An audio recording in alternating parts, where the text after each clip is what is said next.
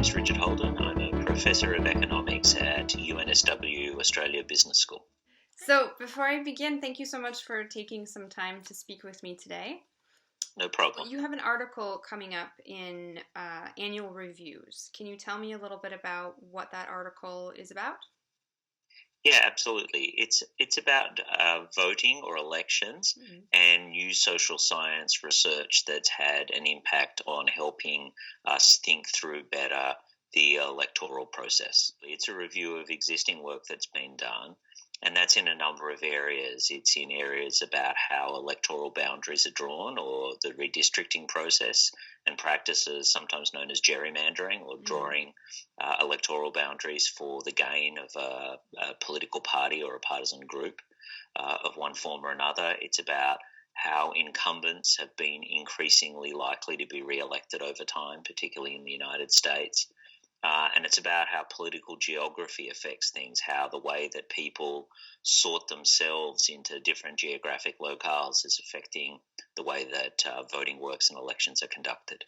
Why has social science not played a more prominent role in election science and voting science until now? I think two things. One is that courts are still getting a handle on and getting used to figuring out how to put social science perspectives into the judicial process. I think the second thing is that there is, until relatively recently, the last 10 years or so, not been a great availability of data and not been a great deal of computing power to process that data. And in the last decade or so, we've seen just an explosion of the availability and richness of data and abilities to process, analyze, and visualize that. What are these insights or advantages that social science in particular brings to this kind of science? It's a way of quantifying exactly, say, how large the advantages are of being able to draw electoral boundaries.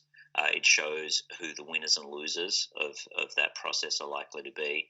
It's a way of quantifying the causal impact of various factors rather than just the correlation between things. And all of those things put together has given us a richer understanding of what affects electoral outcomes and what strategic advantages people might try to take advantage of.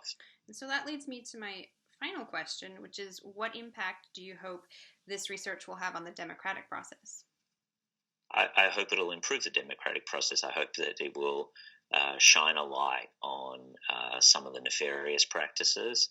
It will show that some of the popular wisdom about what actually is the problem is not the right thing to focus on, and help focus attention on the right things, and that will lead to a more robust, more open, and more democratic process.